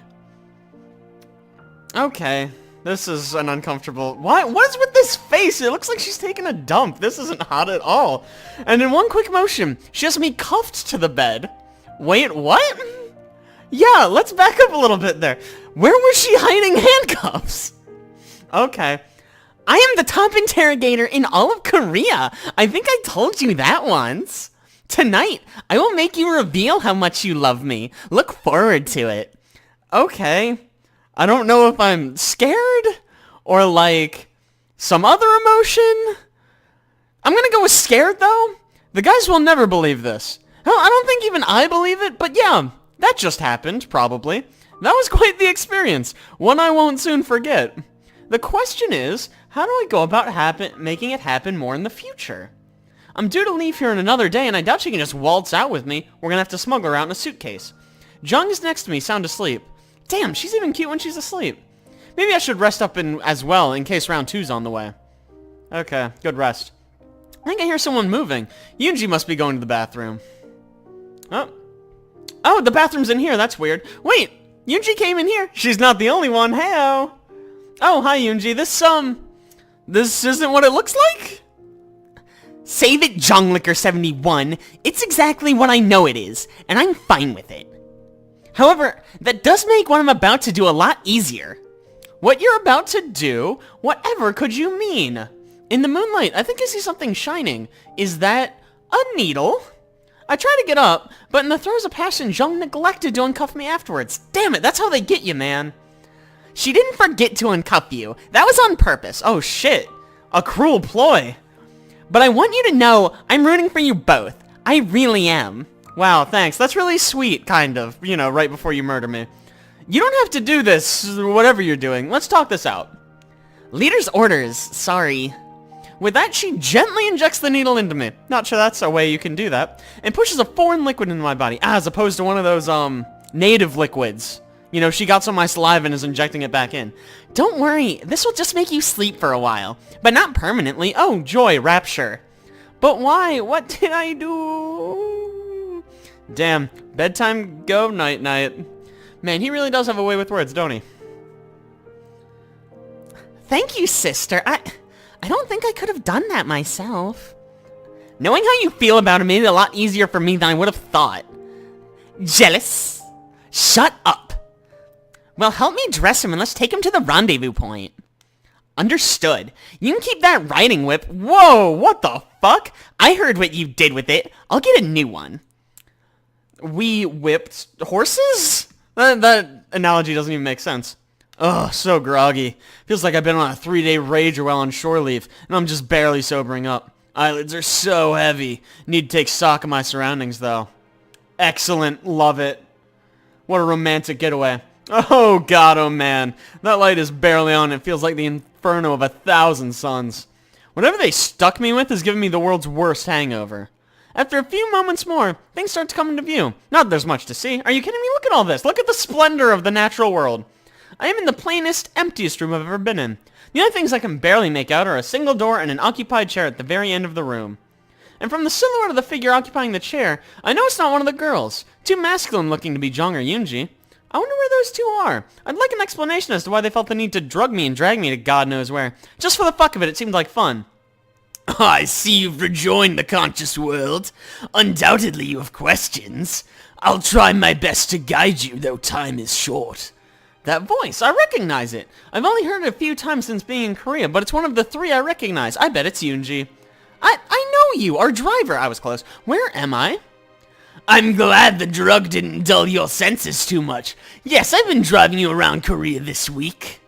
My name is Namgung Kwanjo, and I'm the father of both Jeong and Yoonji. Oh, this is so awkward. Your daughter is into some fucked up shit, I'll tell you what. Thank you for accompanying them the past few days, but you have given me hope. Hope? You mean I'm not going to die? Oh, we're absolutely going to die, but in a very hopeful way. Not at my hands, no, and hopefully not at all. Hate to break it to you, buddy, but we all die eventually. Regardless, I've put you in danger by bringing you to Korea and associating you with my daughters. Worth it. How so? I am, as you would say, a dead man walking, as are my girls. My god, a bunch of zombies, I knew it! You know, my sight's not quite back, and it is pretty dark in here. Not really, it's actually pretty bright. But you sound pretty healthy, and Jeong and Yoonji are both very healthy. I can personally attest Jeong, super duper healthy. It's not like that. Jonglicker71, how much do you really know about the Democratic People's Republic of Korea? Honestly, not a whole lot. Considering I fell for your line saying Pyongyang was right up the road from Seoul, you probably have a good idea about my lack of awareness. North Korea's a bloody dictatorship. Pick your poison. Our leaders may have to be a demagogue, and the one political party we have has a death grip on the nation. You've seen the results around here in your visit. Since assuming leadership of the country, Glorious Leader is suspected of executing at least 70 people. Most of them in political opponents and their families. It appears I've made his list as well. Are you saying you're going to be the target of a political execution mandated by Glorious Leader? Yes, he is. That is nuts. I mean, our leaders are pretty annoying, but at least Hillary and Donald didn't try to kill each other's families and associates. I mean, not yet anyways, right? They've already poisoned my wife to death. Oh, man, I'm sorry. That sucks. I'm sitting over here making bad jokes. It's only a matter of time before they come for me and the girls. That's why I made a plan ahead of time. One to at least maybe save my girls. It hits me just now. You're the one who invited me to Korea while playing Panzermädels online, aren't you? I pitched it as an idea to the party to lure an American soldier over and try to create an international incident. In reality, I want you to meet my daughters and hopefully fall in love with Yoonji, my youngest. Swing and a miss there. While I did not plan for you to fall in love with my older daughter, it seems that has brought us to the same conclusion. Yeah, you know, Jeong did confess her affection to me last night, and I fucked her good. I mean, I returned the feelings, not in a weird way. No need for details, I understand the situation. The problem is, I'm not sure how to go about getting you out of the country safely. That's a pretty big flaw in your plan, considering that's the only part that matters, right? The brass are leaning on me to turn you over soon on any charge I can trump up.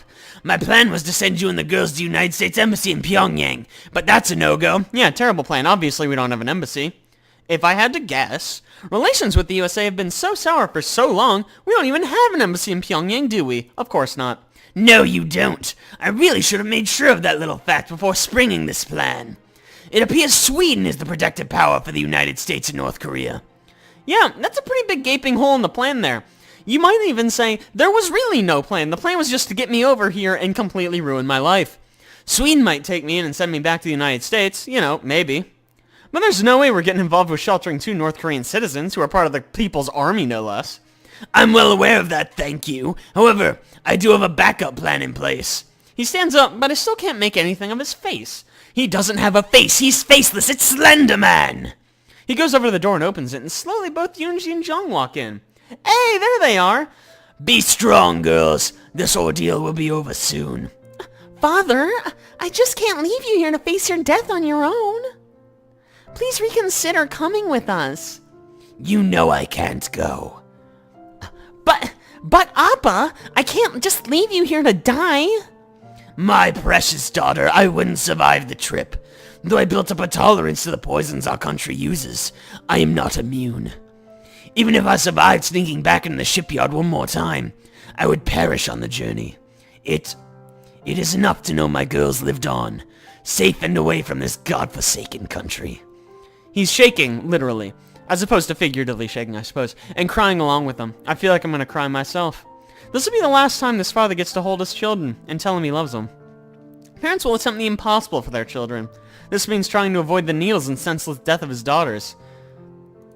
For him, Yoonji's friendship, for the love of Jeong, I must help him. Sir, what are my marching orders? This isn't an army game, Jeong Licker 71. This is deadly serious. You don't think I know that, Yoonj? The man is trying to ensure the 2 most precious beings on the planet to him don't die in a tragically stupid fashion. I handle problems best when I compartmentalize them in a military sense. So I need to know his plan, our marching orders, so I can help him achieve his final wish. You have my gratitude, son. There's little time, so listen closely. We're in Nampo, a port city south of Pyongyang on the Taedong River, leading into the Yellow Sea. There's a large order of garments being exported from here today. It took a long time for them to finish the final batch, but it's a large enough shipment to put in a large metal shipping container. It's ventilated, as they don't want the garments to grow musty in a closed container, so you'll be able to breathe. Well, hey, that's a good touch. I've been slowly hiding rations and other vital items in the bins. You should be fine for food and water if you go easy on the supplies. So we're smuggling ourselves out by trade ship then? It was the only solution that came to mind. However, I don't know where the ship is headed. Seems like a big problem. What if it goes to Korea again? Likely China. However, it could be anywhere, from Europe to South America. That is a long trip. What are we gonna do about needing to use the facilities? Just hold it, dude! There are a few buckets hidden in the clothing as well. Gross. You'll have to sneak out and empty them overboard at night to avoid the smell lingering. The container does open from the inside as well, as a safety precaution. Understood. How much time do we have? Precious little. I believe there are already authorities here in Nampo looking to apprehend all of us. You'll need to find container DPRK 05081945. Oh, God. It's on the ground, so accessing it will be easy once you find it. It's on the ship called Glorious Leader's Generous Hand. One of the girls can point it out. Well, that's a bullshit name if I've ever heard one. I'll wait outside the door so you three can say your goodbyes. I'm grateful. Please, do all you can to get them to America. Get them to safety. I don't say anything, but give him a knowing nod and a salute. I think if I tried to talk, I'd just end up crying. I can't do that right now. I need to be on my game. A few minutes later, the girls come out, their eyes full of tears. Invisible tears, evidently their faces look fine. Not that I blame them. They won't ever see him again. If we fail, we're dead. If we succeed, it doesn't matter since we can't come back, and he'll be dead. This is 50 shades of fucked up. Couldn't have said it better myself, friend. I have to keep it together and be strong. For them. I have an unspoken promise to keep. Let's go. I guess we'll ignore the fact that we just spoke the promise, whatever. Those spoken, unspoken promises, that's how they get you, man. The girls just nod and follow me out of the building. It doesn't look like the shipping yard's too far from here. Which is good, because as we left the building to head that way, I saw some People's Army soldiers heading right for the building we just left. They didn't notice us, though. We need to get to that shipyard and quick, and without being seen. Any ideas? Yeah, let's just activate invisibility. Our best bet might be the walking path over there. Yeah, they'll never expect us on a walking path. Brilliant. We can try to sneak through the forest as best we can, and the trees might provide some cover. It's too dangerous to take the main road. Understood. Let's walk at a brisk pace. As we head over to the walking path, I quickly check my pockets. They put my wallet in as well as my keys. Oh, and that crappy excuse for a cell phone. Good thing they can't track those. They put that in my pockets, too. I hope it's turned off. I need to save the juice for when we reach our destination. I tried to put all the essentials back in your pockets when we dressed you. Oh, Yoonji, you dressed me saucy. But the rest of your stuff is back at our place. Probably confiscated by now. Well, I mean, on the plus side, they can't hold that Tokyo Band t-shirt against me. They both giggle a little at that memory. Good. They need something to get through this. We're making good progress. I haven't seen too many People's Army members patrolling the walking path. And we're able to avoid the attention of the few that are. If we can keep this up for 10 more minutes, we should get there. This is going too well. Are you trying to jinx this? Don't talk about the no-hitter while it's still going on. I mean, she wasn't jinxing it because she was saying something bad's gonna happen. What in the world are you talking about? Baseball expression. When we get out of this and get back to the States, I'll explain it. Maybe while watching a game. Please don't. Baseball's super boring. I've heard of baseball. The occupied... I mean, South Korea has a professional league and a national team. I think I'd like to go see a game with you. I have a better idea. Let's do literally anything else. When we get back to the States, I will take you to as many games as I can. Please don't take her to baseball. It's so boring. I'm sorry if you like baseball out there, but your sport is provably boring. With that, we move along in silence. So far, Yuji's comment hasn't jinxed us yet, but that one will. We're almost at the harbor now. Just as we're getting to the dock, a lone People's Army member appears. Oh, he's lonely. He halts us and speaks in Korean in a harsh tone. Civilians are not allowed here. Who is this guy, a tourist?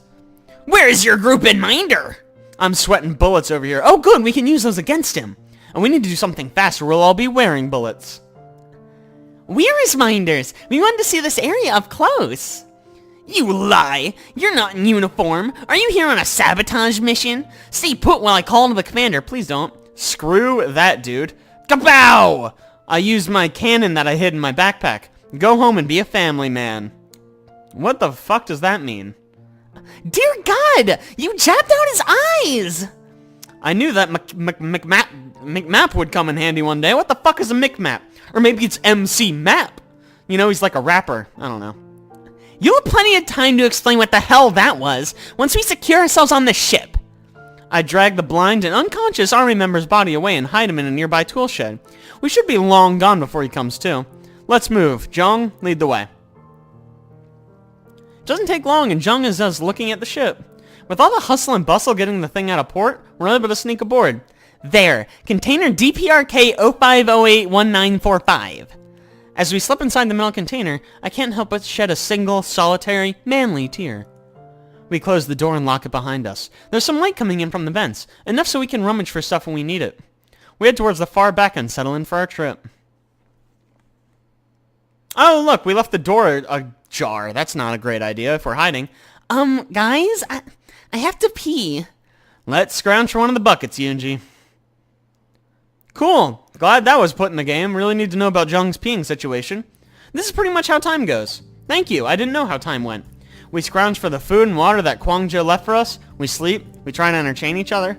I try to bolster their spirits about going to the west. Seriously, Yoonji, if we settle into a good-sized city, you should consider taking up culinary school.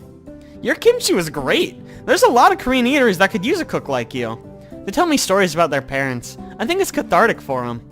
In general, we just try to keep ourselves from going bonkers from being locked up in a shipping container out at sea. Fortunately, at least none of us got seasick. Yay, small favors. And we blacked out, and then we woke up. Finally, after who knows how many days, 4. I keep hearing people talking around the container. They seem somewhat distressed. That's a good sign.